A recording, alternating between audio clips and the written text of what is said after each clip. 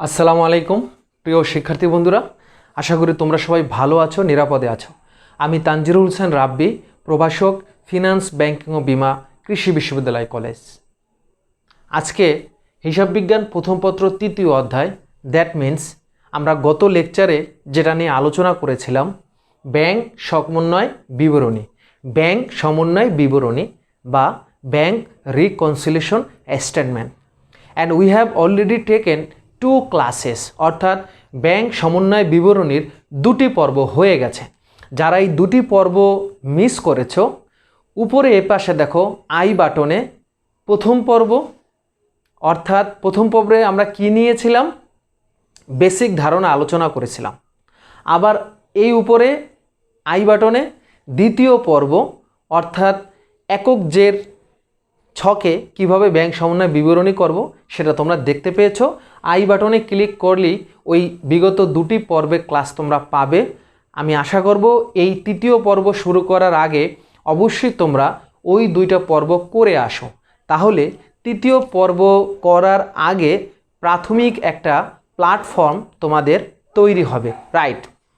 And if you are new in my classes in my YouTube channel, I am requesting you to subscribe my channel, hit the notification bell, then you will be able to get new classes from Hussain sir, right?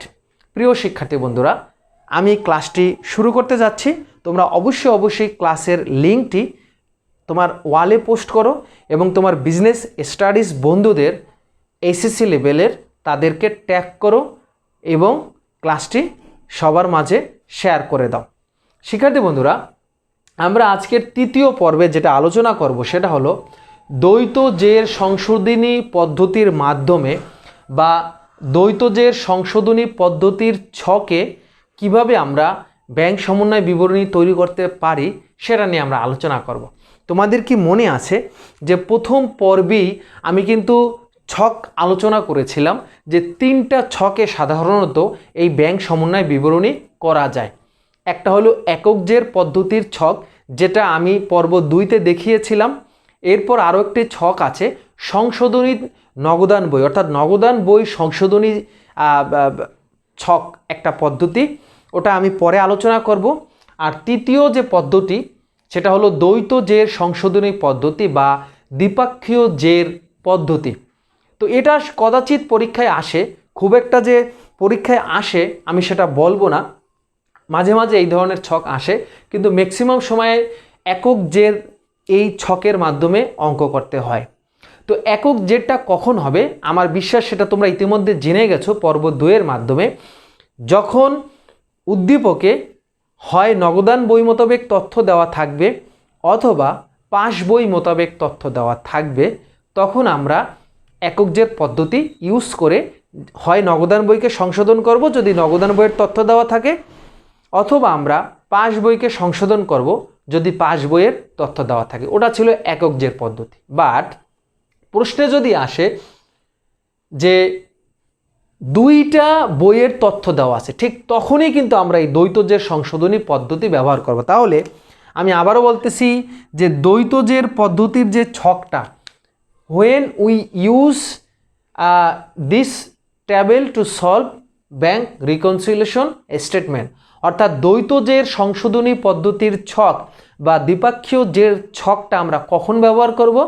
যখন উদ্দীপকে নগদান বই মোতাবেক bank জমার উদ্ধৃত্ত এবং pass বই মোতাবেক bank জমার উদ্ধৃত্ত এই 2টা টাকাই উদ্দীপকে দেওয়া থাকবে। আমি আবারও বলতেছি, উদ্দীপকে যখন নগদান বই মোতাবেক ব্যাংক জমার উদ্ধৃত্তের টাকা দেওয়া থাকবে, একই সাথে পাস বই বা বিবরণী বই মোতাবেক ব্যাংক জমার উদ্ধৃত্তের টাকা দেওয়া থাকবে।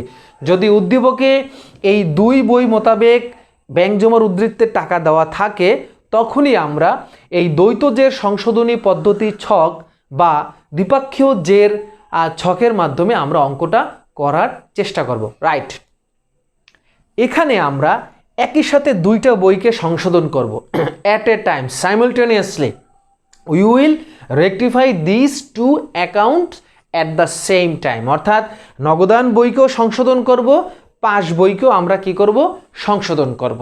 আমরা একক জের পদ্ধতিতে কি করেছিলাম?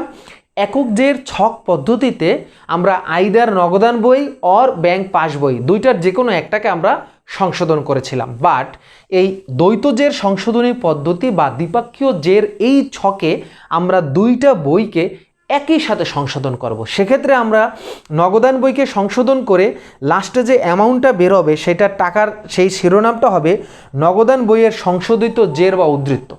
আবার একই ছকে আমরা পাস বইকেও সংশোধন করব, সেক্ষেত্রে যে টাকাটা আমাদের আসবে সেটার নাম হবে পাস বইয়ের সংশোধিত উদ্ধৃত। এবং এই দুইটা বইয়ের যে টাকার পরিমাণ অবশ্যই সমান হবে, অর্থাৎ এইটার মোট টাকা এবং এইটার মোট টাকা উভয় বই ম্যাচ করবে, অর্থাৎ উভয় বইয়ের সংশোধিত উদ্ধৃত দুইটা সমান হবে।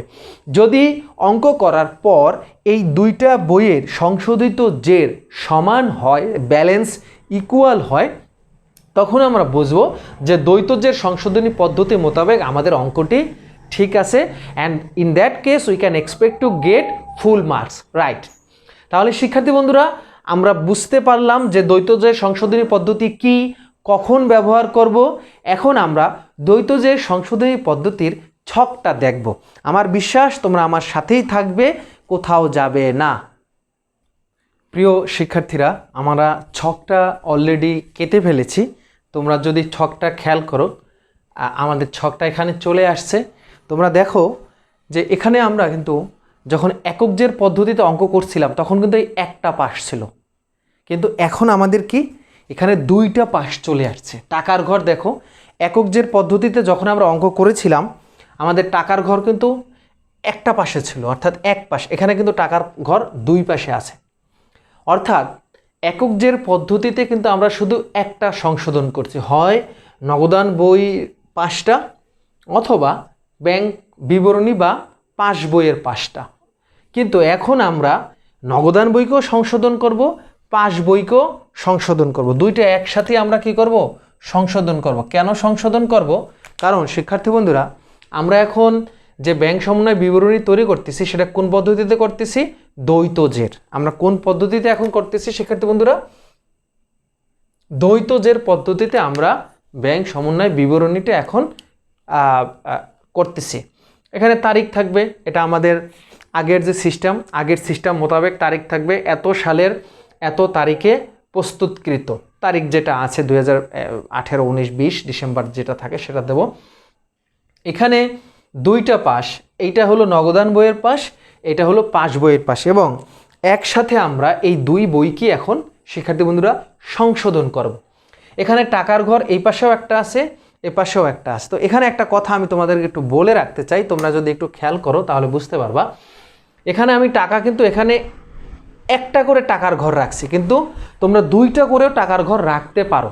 অর্থাৎ আমরা যখন একক জের পদ্ধতিতে অঙ্কগুলো করেছিলাম, তোমাদের খেয়াল আছে কিনা, আমরা দুইটা টাকার ঘর রেখেছিলাম, একটা ছিল বিস্তারিত টাকা আর একটা ছিল পরিমাণ টাকা। যেহেতু আমার এই হোয়াইট বোর্ডে স্পেস কম, তাই আমি একটা টাকার ঘরই রেখেছি এবং এভাবেই দেখাবো। কিন্তু পরীক্ষার হলে তোমরা কিন্তু দুইটা টাকার ঘর রেখেও করতে পারো।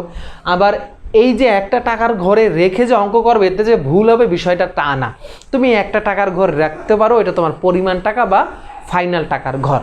তা আমি আবারও বলতেছি, একক জেরের মতোই আমরা কিন্তু একক জেরে যেভাবে টাকার ঘর ছিল দুইটা, এখানে তুমি ইচ্ছা করলে দুই পাশেই টাকার ঘর নিয়ে আসতে পারো, দুইটা করে যাবেন। এখানেও দুইটা টাকার ঘর, এখানেও দুইটা টাকার ঘর, কিন্তু দুইটা পাশেই টাকার ঘর থাকবে। একটা হলো নগদান বইয়ের সংশোধন করার জন্য টাকার ঘর, আর একটা হলো পাস বইকে সংশোধন করার জন্য টাকার ঘর। তো এখানে কিছু আইটেম আমাদের যোগ হবে, কিছু আইটেম বিয়োগ হবে। আবার এই পাশেও পাস বইকে সংশোধন করার জন্য কিছু আইটেম যোগ করব, কিছু আইটেম আমরা বিয়োগ করব। এটা একক জের পদ্ধতিতে যেভাবে করেছি ঠিক সেভাবেই আমরা অঙ্কটা করার চেষ্টা করব। তবে কিছুটা পার্থক্য আছে, সেই পার্থক্যটা আমি তোমাদেরকে একটু বুঝাই দেওয়ার চেষ্টা করতেছি। তার আগে আমি বলি যে উদ্দীপকে কিন্তু তোমাকে এই দুই ধরনের তথ্য দেওয়া থাকবে, অর্থাৎ দুইটা টাকা দেওয়া থাকবে। একটা হলো নগদান বই মোতাবেক ব্যাংক জমার উদ্ধৃতের টাকা দেওয়া থাকবে, আবার একই সাথে পাস বই বা বিবরণী বই মোতাবেক ব্যাংক জমার উদ্ধৃতেরও টাকা দেওয়া থাকবে। অর্থাৎ একক জের পদ্ধতিতে আমরা দেখেছিলাম যে টাকার ঘর একটা ছিল, মানে একটা টাকা ছিল, কিন্তু এখন এখানে আমাদের উদ্দীপকে কিন্তু দুইটা টাকা থাকবে, অর্থাৎ নগদান বই মোতাবেকও টাকা থাকবে, আবার পাস বই মোতাবেকও টাকা থাকবে। তো আমরা সেই টাকার ঘর বসাবো, টাকার ঘরে টাকা বসাবো। নগদান বই মোতাবেক উদ্দীপকে যে টাকাটা দেওয়া আছে, ধরো সাপোজ উদ্দীপকে একটা টাকা দেওয়া থাকবে, সেই টাকাটা আমরা এখানে বসাবো। আবার পাস বই মোতাবেকও একটা টাকা দেওয়া থাকবে বা বিবরণী বই মোতাবেক, সেটাও আমরা এখানে বসাবো। তবে এখানে তোমাদের মনে আছে কিনা, ওই যে দুইটা গুচ্ছর কথা বলেছিলাম প্রথম পর্বে, দুইটা গুচ্ছের কথা বলেছিলাম যে একটা গুচ্ছের 3টা বাক্যের যে কোনো একটা বাক্য থাকলে নগদান বই মোতাবেক এই অঙ্ক এইটা আসবে, আর দ্বিতীয় গুচ্ছের 3টা বাক্যের যে কোনো একটা বাক্য থাকলে সেটা পাস বই মোতাবেক ব্যাংক জমার উদ্ধৃত বুঝাবে। প্রথম গুচ্ছে সেই 3টা বাক্য কি ছিল? প্রথম গুচ্ছে সেই 3টা বাক্য কি ছিল শিক্ষার্থী বন্ধুরা? এক ছিল নগদান বই মোতাবেক ব্যাংক জমার উদ্ধৃত, অথবা পাস বই মোতাবেক ব্যাংক জমাতিরিক্ত, অথবা ডেবিটজের। এই 3টার যে কোনো একটা থাকা মানেই হলো নগদান বই মোতাবেক ব্যাংক জমার উদ্ধৃত, অর্থাৎ নগদান বইকে সংশোধন করতে হবে, যেটা আমরা আগে শিখেছিলাম। এই 3টে এক গ্রুপে। আর এই গ্রুপের সেই 3টা কি? সেই 3টা বাক্য কি? একটা হলো পাস বই মোতাবেক ব্যাংক জমার উদ্ধৃত, অথবা নগদান বই মোতাবেক ব্যাংক জমাতিরিক্ত, অথবা ক্রেডিটসের। এটা হলো ডেবিটসের পাশ, এইটা ক্রেডিটসের পাশ। এই পাশে শুধু নগদান বইকে সংশোধন করব, এই পাশে শুধু পাস বইকে সংশোধন করব। সংশোধন করার জন্য কিছু আইটেম আমরা যোগ করব, কিছু আইটেম আমরা বিয়োগ করব। আবার এই পাশে পাস বই বা ব্যাংক বিবরণীকে সংশোধন করার জন্য আমরা কিছু আইটেম যোগ করব, কিছু আইটেম বিয়োগ করব। এখন প্রশ্ন হলো উদ্দীপকের কোন আইটেমসগুলো যোগ করব, কোন আইটেমসগুলো যোগ করব না। অর্থাৎ একটা আইটেম আসলো যে ইস্যুকৃত চেক ব্যাংকে উপস্থাপন হয় নাই, বা আদায়ের জন্য জমাকৃত চেক ব্যাংকে জমা দেওয়া হয় নাই, বা দেনাদার কর্তৃক ব্যাংকে জমা দেওয়া নগদানভুক্ত হয় নাই। এখন প্রশ্ন হলো উদ্দীপকের যে লেনদেনগুলো থাকবে, ওই আইটেম এখানে যে কোনো এক পাশে যাবে, হয় নগদান বইতে যাবে অথবা পাস বইতে যাবে। তবে নগদান বইতে যোগ হওয়া মানে পাস বইতে বিয়োগ হওয়া, অর্থাৎ নগদান বইতে কোনো আইটেম যোগ করা মানে এটার অল্টারনেটিভ হলো পাস বইতে সেই আইটেম বিয়োগ করা। কিন্তু আমি যদি উদাহরণ দিয়ে একটা বুঝাই তাহলে তোমরা বুঝতে পারবে। যেমন ইস্যুকৃত চেক ব্যাংকে উপস্থাপন হয় নাই, ইস্যুকৃত চেক ব্যাংকে উপস্থাপন হয় নাই, অর্থাৎ চেক ইস্যু করছো, নগদান বইতে মাইনাস করা আছে, যেহেতু পাওনাদারকে চেক ইস্যু করা হয়েছে, নগদান বইতে মাইনাস করা হচ্ছে, এটা ব্যাংকে উপস্থাপন হয় নাই মানে ব্যাংক টাকা পরিশোধ করে নাই। তাহলে এটা আমরা একক জের পদ্ধতিতে কি করতাম, এটা কিন্তু এখানে এখানে এখানে আনতাম, এটা কোথায় নিয়ে আসতাম? এখানে নিয়ে আসতাম। কি লিখতাম? বিবরণীর ঘরে আমরা এখানে কি লিখতাম শিক্ষার্থী বন্ধুরা? তোমরা ভালো করে খেয়াল করো, আমি লেনদেনটা আবারও বলতেছি। ইস্যুকৃত চেক ব্যাংকে উপস্থাপন হয় নাই, সরি এখানে না, এই লেনদেনটা শিক্ষার্থী বন্ধুরা আমরা এখানে লিখতাম। আবারও বলতেছি, ভালো করে খেয়াল করো। ইস্যুকৃত চেক ব্যাংকে উপস্থাপন হয় নাই, তার মানে ব্যাংক এই চেকের টাকা পরিশোধ করে নাই।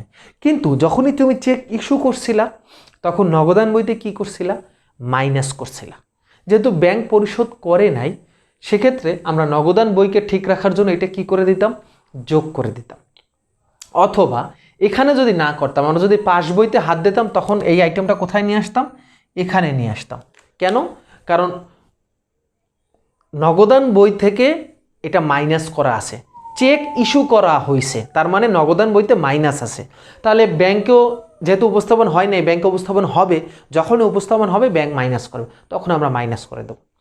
এখন প্রশ্ন হইল, আমরা কিন্তু এই আইটেমকে একসাথে দুই জায়গায় দেখাইতে পারবো না, যে এখানে যোগ দেখাইলাম নগদান বইয়ের পাশে, আবার এখানে পাস বইতে মাইনাস দেখাইলাম। বিষয়টা কিন্তু এরকম করা যাবে না।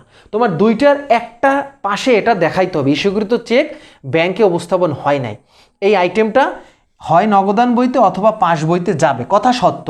কিন্তু প্রশ্ন হইল আমি কোন বইতে এই আইটেমটা লিখবো, রাইট?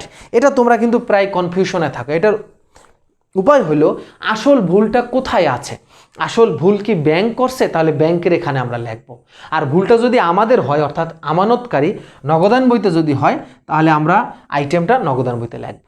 আবার বলতেছি, দ্বিপাক্ষীয় বা দ্বৈতজের পদ্ধতিতে যখন আমরা অঙ্ক করব, তখন একটা আইটেম কোন পাশে নেব, নগদান বইতে না ব্যাংকের পাস বইতে, এটা ডিপেন্ড করে আইটেমটা কোথায় ভুল অবস্থায় আছে? এটা কি নগদান বইতে ভুল করছে না ব্যাংকে ভুল করছে? সাধারণত যেই আইটেমগুলো নগদানভুক্ত হয়নি, আমি আবারও বলতেছি, সাধারণত যেই লেনদেনগুলোতে থাকে যে নগদানভুক্ত হয়নি, নগদান বইতে লেখা হয়নি, ওই আইটেমগুলো নগদান বইতে যাবে। আর যেই আইটেমগুলো এরকম থাকে যে ব্যাংকে উপস্থাপন হয়নি, ব্যাংক আদায় করেনি, ব্যাংকে লেখা হয়নি, সেই আইটেমগুলো ব্যাংকে যাবে পাস বইতে। আমি আবারও বলতেছি, দ্বিপাক্ষীয় জের অঙ্ক করার সময় একটা আইটেম কোন পাশে যাবে, যেহেতু একটা আইটেম আমরা দুই পাশে নিতে পারতেছি না, যে কোনো একটা পাশে নিতে হবে। এক পাশে যোগ মানে আর এক পাশে বিয়োগ, আর এক পাশে যোগ মানে এক পাশে বিয়োগ। তো প্রশ্ন হলো, একটা আইটেম তো আমি দুই পাশে নিতে পারতেছি না, তাহলে আইটেমটা আসল কোথায় প্রেজেন্ট করা রেশনাল বা যৌক্তিক হবে, এটা ডিপেন্ড করে আইটেমটা আসলে কোথায় ভুল আছে, অর্থাৎ কে ভুল অবস্থায় রেখেছে। এটা কি পাস বইতে তারা ভুল করছে, তাহলে পাস বইতে আমরা আইটেমটা নিয়ে এসে সংশোধন করব। আর যদি দেখি যে না, আসলে আমানতকারী বা নগদান বইয়ের গাফলতি আছে, তাহলে নগদান বইকে সংশোধন করব। এখানে আমি একটা বুদ্ধি শিখাই দিছি, সাধারণত যেই লেনদেনগুলো শেষে থাকে নগদানভুক্ত হয়নি, নগদান বইতে লেখা হয়নি, সেই আইটেমগুলো আমরা নগদান বইতে লিখে সংশোধন করব, যোগ বা বিয়োগ। আর যেই আইটেমগুলো এরকম থাকে ব্যাংকে উপস্থাপন হয়নি, ব্যাংক আদায় করেনি, সেই আইটেমগুলো আমরা পাস বইতে লিখে যোগ বা বিয়োগ করব। তাহলে একটু আগে যে উদাহরণটা বলেছিলাম, ইস্যুকৃত চেক ব্যাংকে উপস্থাপন হয়নি, তার মানে ভুলটা ব্যাংক করছে, তাহলে ব্যাংকে আমরা মাইনাস করব।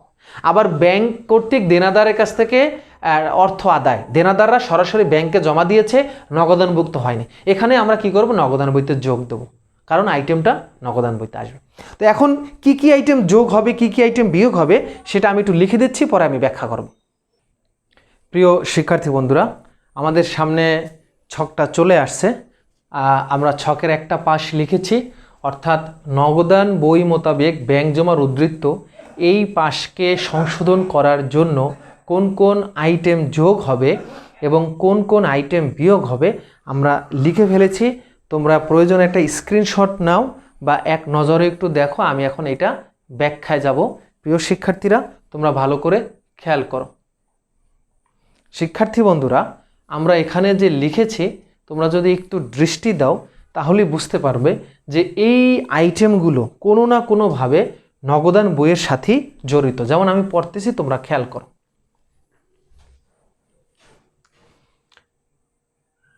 যোগ আইটেম প্রথমটা, ব্যাংক কর্তৃক সরাসরি আদায় যা নগদানভুক্ত হয়নি।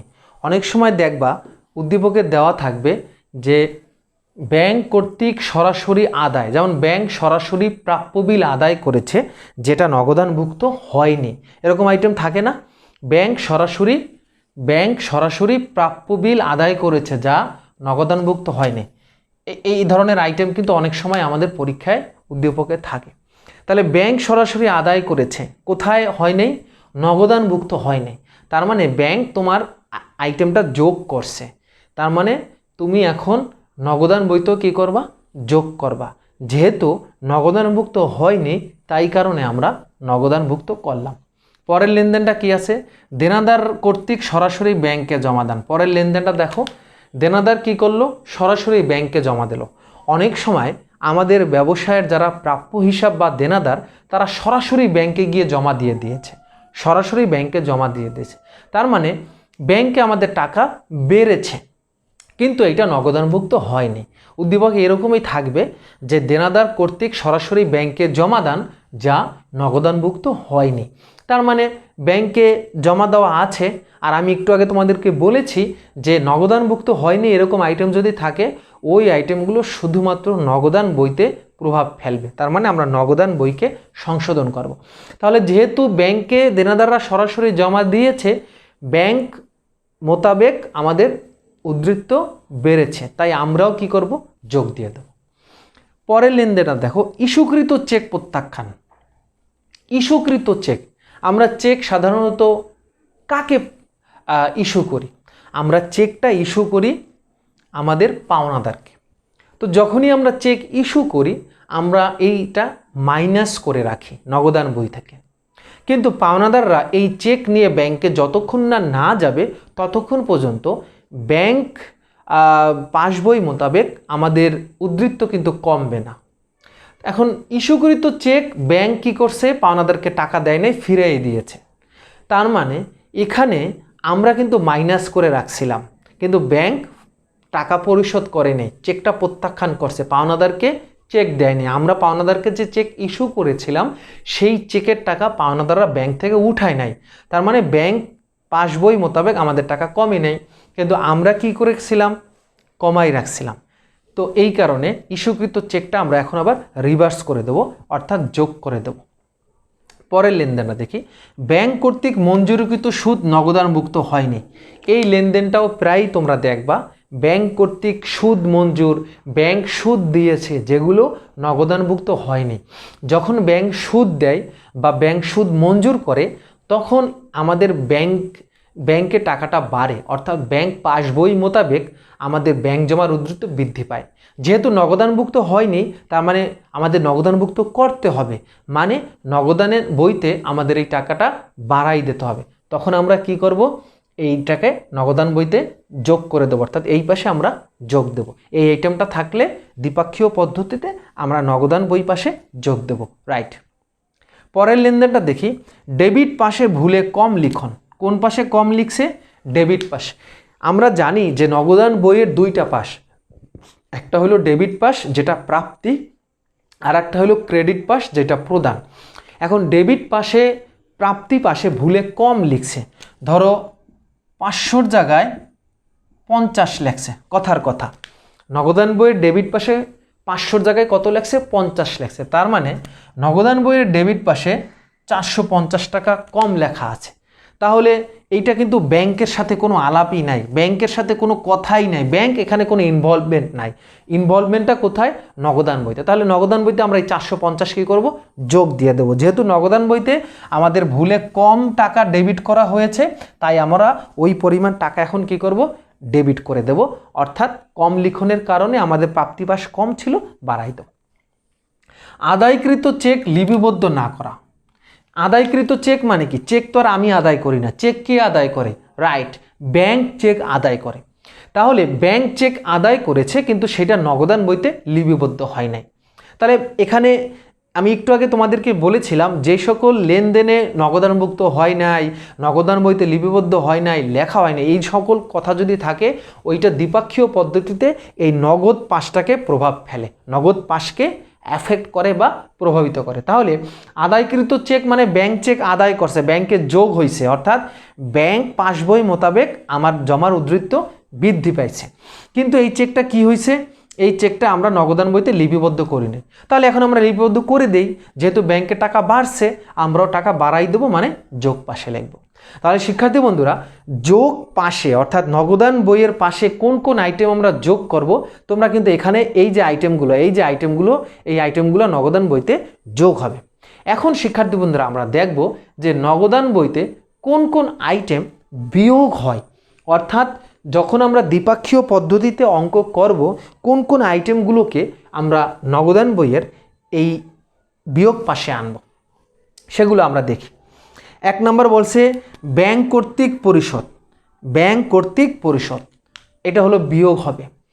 ব্যাংক কর্তৃক পরিশোধ, হয়তো ব্যাংক প্রদেয় বিলের টাকা পরিশোধ করছে, প্রদেয় নোটের টাকা পরিশোধ করছে, ব্যাংক পাওনাদারকে পরিশোধ করেছে, কিন্তু সেটা কি হয় নাই, নগদানভুক্ত হয় নাই। আবারও বলতেছি, উদ্দীপকে এরকম লেখা থাকবে ব্যাংক কর্তৃক পরিশোধ নগদানভুক্ত হয়নি, হয়তো ব্যাংক প্রদেয় বিলের টাকা পরিশোধ করছে বা ব্যাংক পাওনাদারকে পরিশোধ করছে, যেটা কোনো কারণে নগদানভুক্ত হয়নি। তাহলে এই লেনদেনটা আমরা কি করব, এই লেনদেনটার কারণে আমাদের পাস বই মোতাবেক ব্যাংক জমার উদ্ধৃত কমে যাবে, কারণ ব্যাংক এটা মাইনাস করছে। যেহেতু নগদানভুক্ত হয়নি আমরা এখন নগদানভুক্ত করব। কিভাবে করব, যেহেতু পাস বই তারা এটা মাইনাস করে রাখছে, ব্যাংক তারা কমাই রাখছে, আমরাও কি করব, এটা বিয়োগ করে দেব, তাহলে দুই পাশ সমাধান হয়ে যাবে। পরের আইটেম দেখি, ব্যাংক কর্তৃক ধার্যকৃত চার্জ বা কমিশন। ব্যাংক কর্তৃক ধার্যকৃত চার্জ বা কমিশন, অনেক সময় ব্যাংক আমাদের অ্যাকাউন্টের উপরে কিছু চার্জ রাখে, যেমন ডেবিট কার্ডের চার্জ রাখতে পারে বা ব্যাংক জমাতিরিক্ত উত্তোলনের সুদ কেটে রাখতে পারে। ব্যাংক জমার সুদ না, কিন্তু ব্যাংক জমাতিরিক্তের সুদ বা কমিশন কেটে রাখতে পারে। এগুলো নগদানভুক্ত হয় না, উদ্দীপকে লেখা থাকবে ব্যাংক ধার্যকৃত চার্জ বা কমিশন নগদানভুক্ত হয়নি। তাহলে এই যেই সকল আইটেমের কারণে ব্যাংকে আমার টাকাটা কমে গেছে, অর্থাৎ পাসবই মোতাবেক আমার ব্যাংক জমার উদ্বৃত্ত কমে গেছে। তো এই আইটেমগুলো নগদানভুক্ত না হওয়ার মানে হলো নগদানে মাইনাস করা হয় নাই। তাহলে যেহেতু নগদানভুক্ত হয় নাই, আমরা নগদানভুক্ত করব, অর্থাৎ মাইনাস আমরা দিয়ে দেব। পরের লেনদেন জমাকৃত চেক প্রত্যাখ্যান। জমাকৃত চেক মানে কি?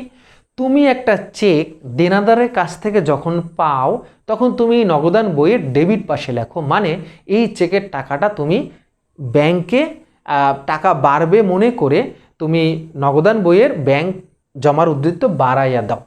কিন্তু এই চেক নিয়ে যখন তুমি ব্যাংকে গেলা, এই চেকগুলোকে বলা হয় NSF check, not sufficient fund. অর্থাৎ দেনাদার যে তোমাকে চেক দিছে, দেনাদারের অ্যাকাউন্টে পর্যাপ্ত তহবিল না থাকার কারণে ব্যাংক এই চেকের টাকা দেবে না। তাহলে ব্যাংক তো টাকা তোমাকে দেয় নাই, তুমি তো এই টাকাটা কি করে রেখেছিলা? প্লাস করে রেখেছিলা। তাহলে তুমি প্রথমে এটা ভুল করছো, এই কারণে তুমি এখন কি করবা? রিভাইজ করবা, মানে এইটাকে মাইনাস করবা, রাইট। নগদান বইয়ের ক্রেডিট পাশে ভুলে কম লিখলে, আমরা জানি নগদান বইয়ের ডেবিট পাশ হলো প্রাপ্তি পাশ, আর নগদান বইয়ের ক্রেডিট পাশ হলো প্রদান পাশ। ক্রেডিট পাশ মানে নগদ টাকা মাইনাস হয়।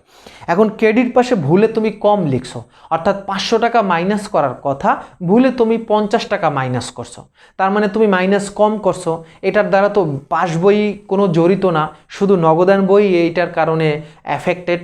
তার মানে তুমি নগদান বইতে যেহেতু কম ক্রেডিট করছো, যত টাকা কম ক্রেডিট করছো মানে মাইনাস করবা, তত টাকা এখন তোমাকে মাইনাস করে দিতে হবে, কারণ তুমি এটা কম ক্রেডিট করছো মানে কম কাটছো। ওই পরিমাণ যতটুকু তুমি ভুলে কম কাটছো ওইটা এখন মাইনাস করে দিবে। নগদান বইয়ের ডেবিট পাশে ভুলে বেশি লেখলে, নগদান বইয়ের ডেবিট পাশ মানে প্রাপ্তি পাশ। প্রাপ্তি পাশে 500 টাকার জায়গায় তুমি 5000 টাকা লেখলা, অর্থাৎ নগদান বইয়ের ডেবিট পাশে ব্যাংকের ঘরে তুমি 500 টাকার জায়গায় 5000 লেখলা, তার মানে নগদান বই মোতাবেক তুমি ব্যাংক জমার উদ্বৃত্ত বেশি দেখাইছো। তাহলে বেশি ডেবিট করছো মানে তুমি বেশি লেখছো, এটাকে এখন কি করতে হবে? কমাইতে হবে, মানে এটা তুমি এখন মাইনাস করে দেবো। তাহলে এখানের যতগুলো আইটেম আমরা পাবো, ধরো এই আইটেমগুলো তো এখানে আসবে, জাস্ট আমি একটা এক্সাম্পল হিসাবে এখানে দিলাম। এই আইটেমগুলো তো এখানে আমরা, এগুলো হলো যোগের আইটেম। তোমরা কিন্তু 2টা ঘরেও করতে পারো। যদি তোমরা টাকার ঘর 2টা করো, সেক্ষেত্রে কি করবা? এই বিস্তারিত টাকার ঘরে এই যোগের আইটেমগুলো যোগ করে একটা টাকার তুমি এখানে নামাবা, তারপর এই টাকার সাথে ওই মোট টাকাটা তুমি কি করবা? যোগ দিয়ে দেবা। এখন যেহেতু আমরা টাকার ঘর একটা রাখছি, এই কারণে আমরা সব যোগ দিলাম। এখন আসো এটা সব মাইনাস আইটেম, এগুলো সব কি হবে? মাইনাস আইটেমকে আমরা কি করব? ব্র্যাকেটে রাখবো। ব্র্যাকেট মানে আমরা মাইনাস আইটেম বুঝাই দিলাম যে এই সব আইটেম আমাদের কি হবে? মাইনাস হবে। তাহলে মোট প্লাস আইটেম থেকে মোট মাইনাস আইটেম, যদি 2টা টাকার ঘর করতা তাহলে বিস্তারিত টাকার ঘরে মাইনাসের আইটেমগুলো সব যোগ করে একটা টাকার ঘর ব্র্যাকেটে লিখতা। তাহলে সব করার পর ফাইনাল যে আমার টাকাটা বের হবে শিক্ষার্থী বন্ধুরা, এই টাকাটার নাম হবে নগদান বইয়ের সংশোধিত উদ্ধৃত্ত। আবারও বলতেছি, এইটার শিরোনাম কি হবে? নগদান বইয়ের সংশোধিত উদ্ধৃত্ত। অর্থাৎ নগদান বই মোতাবেক যে ব্যাংক জমার উদ্ধৃত্ত উদ্দীপকে যে টাকাটা দেওয়া ছিল সেটা ভুল ছিল, দ্বিপক্ষীয় জের পদ্ধতিতে আমরা নগদান বইয়ের সংশোধিত উদ্ধৃত্ত প্লাস মাইনাস করে বের করলাম। এই টাকার সাথে পাস বই মোতাবেক সংশোধিত উদ্ধৃত্ত অবশ্যই সমান হবে। এখন আসো পাস বই মোতাবেক এই পাশে কোন আইটেম যোগ করব আর কোন আইটেম বিয়োগ করব সেটা এখন আমি একটু দেখাই দিচ্ছি। প্রিয় শিক্ষার্থী বন্ধুরা, আমরা এই পাশে লিখে দিয়েছি যে কোন কোন আইটেম পাস বইতে স্পেশালি এফেক্ট করবে এই দ্বৈত জের প্রস্তুতকালে। তোমরা ইতিমধ্যে কিন্তু আইটেমগুলো এখানে দেখতে পাচ্ছ, আমি একটা একটা বুঝিয়ে দেব কোন কোন আইটেম যোগ হবে, কোন কোন আইটেম বাদ হবে। তবে তার আগে আমি আবারও বলতেছি, যেই আইটেমগুলো ব্যাংকে উপস্থাপন হয়নি, ব্যাংক আদায় করেনি, অর্থাৎ সরাসরি ব্যাংক লায়াবেল বুঝালে ওই সকল আইটেমগুলো আমরা দ্বৈত জের প্রস্তুতকালে পাস বই মোতাবেক এই অংশে ফেলবো। তাহলে চলো আমরা শুরু করি। প্রথম আইটেমটা কি আছে যোগের ভিতরে? জমাকৃত চেক আদায় হয়নি। প্রথম আইটেমটা কি আছে? জমাকৃত চেক আদায় হয়নি। অর্থাৎ আমরা আদায়ের জন্য চেক ব্যাংকে জমা করার জন্য পাঠাইছি, কিন্তু ব্যাংক আদায় করেনি। জমাকৃত চেক আদায়ের জন্য ব্যাংকে পাঠাইছে, কিন্তু ব্যাংক আদায় করেনি। তাহলে এটা তো ব্যাংকই ভুল করছে। যদি ব্যাংক আদায় করতো অবশ্যই তার টাকা বাড়তো, কারণ দেনাদারের কাছ থেকে যখন চেকটা আমরা পাইছিলাম তখন আমরা নগদান বইতে যোগ করছিলাম, এরপর এই চেকটা আদায়ের জন্য ব্যাংকে পাঠাই, বাট ব্যাংক এই চেকটা কোনো কারণে আদায় করেনি। তাহলে ভুলটা তো ব্যাংকের, এই কারণে আমরা ব্যাংকে কি করব, যোগ দেব। প্রাপ্য বিল আদায় হয় নাই। নেক্সট লেনদেনটা কি, প্রাপ্য বিল আদায় হয় নাই। প্রাপ্য বিল, প্রাপ্য নোট, এগুলো ব্যাংক যদি আদায় না করে, যদি নগদান বইতে জমা দেখানো আছে কিন্তু কোনো কারণে এই প্রাপ্য বিল বা প্রাপ্য নোট ব্যাংক আদায় করেনি, তাহলে ব্যাংক আদায় করেনি কথাটা যদি থাকে তাহলে বুঝতে হবে ব্যাংক ভুল করেছে, মানে পাস বইতে ভুল আছে বা ব্যাংকের বিবরণী বইতে ভুল আছে। তাহলে আমরা যোগ করে দেব, কারণ নগদান বইতে এটা যোগ অবস্থায় আছে। গ্রাহকের স্থায়ী নির্দেশ আদায় হয় নাই। গ্রাহকের স্থায়ী নির্দেশ কি শিক্ষার্থী বন্ধুরা, কি লেখা আছে, গ্রাহকের স্থায়ী নির্দেশ আদায় হয়নি। অর্থাৎ আমাদের যিনি গ্রাহক, তিনি গ্রাহক মানে কি, আমানতকারী স্থায়ীভাবে নির্দেশ দিছে যে আপনি বাসা ভাড়া, আমাদের কোম্পানির বাসা ভাড়া আপনি আদায় করবেন বা আমাদের ওই প্রাপ্য বিলের টাকাটা আপনি আদায় করবেন। তাহলে যখন আমানতকারী ব্যাংকের প্রতি স্থায়ী নির্দেশ দিয়েছিল, ঠিক তখন সময়ের পর থেকে আমানতকারী এগুলো নগদান বইয়ের ব্যাংক পাশে যোগ দেখাতে ছিল, কিন্তু স্থায়ী নির্দেশ দেওয়া সত্ত্বেও ব্যাংক সেগুলো কি করেনি, আদায় করেনি। তার মানে এই ভুলটা কে করেছে, ব্যাংক করেছে। তার মানে পাস বইতে কম টাকা দেখানো আছে, এই কারণে আমরা এটা কি করব, পাস বইতে আদায় দেখাবো, মানে পাস বইতে যোগ করে দেব।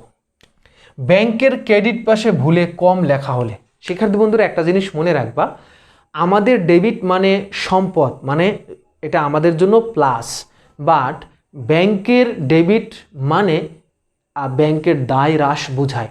আমাদের ডেবিট মানে আমাদের সম্পদ বৃদ্ধি বোঝায়, কিন্তু আমাদের মানে কি, আমানতকারী।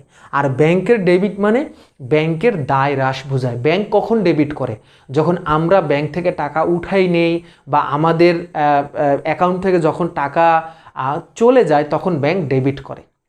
আমরা ক্রেডিট করা মানে আমরা কাউকে প্রদান করি, তাই না? আমরা ক্রেডিট করা মানে কি, আমরা দায় হ্রাস বোঝাই। বাট ব্যাংক ক্রেডিট করা মানে ব্যাংকের সম্পদ বৃদ্ধি পাইছে। যখন আমরা ব্যাংকে টাকা জমা রাখি বা ব্যাংক আমাদের হয়ে কারো কাছ থেকে টাকা আদায় করে, তখন ব্যাংকের মূলধন বৃদ্ধি পায়, মানে ব্যাংক এটা ক্রেডিট করে। তো এখানে ক্রেডিট পাশে কম লেখা আছে, মানে ক্রেডিট পাশ মানে ব্যাংকের যোগ পাশ। আমাদের জন্য ডেবিট পাশ যোগ পাশ, ব্যাংকের জন্য ক্রেডিট পাশ যোগ পাশ। তো এই ক্রেডিট পাশে ব্যাংক ভুলে কম লিখেছে, ৫,০০০-এর জায়গায় ৫০০ লিখছে। তাহলে এটা তো আর নগদান বইয়ের সাথে সংশ্লিষ্ট না, এটা পাস বইয়ের সাথে সংশ্লিষ্ট, তাই আমরা এটা পাস বইতে কি করব, যোগ করে দেব। ডেবিট পাশে ভুলে বেশি লেখা হলে, ব্যাংকের ডেবিট পাশ মানে ব্যাংকের মাইনাস পাশ। ব্যাংক যখন দায় পরিশোধ করে আমাদের, বা ব্যাংক যদি আমাদের কোনো চার্জ কেটে নেয় বা আমাদের কাউকে প্রদান করে আমাদের হয়ে, প্রতিনিধিত্ব হয়ে করে, তখন ব্যাংক ডেবিট করে। কিন্তু ব্যাংক বেশি ডেবিট করছে, মানে ব্যাংক আমাদের টাকাটা বেশি মাইনাস দেখাইছে, এটাও তো নগদান বইয়ের সাথে সংশ্লিষ্ট না।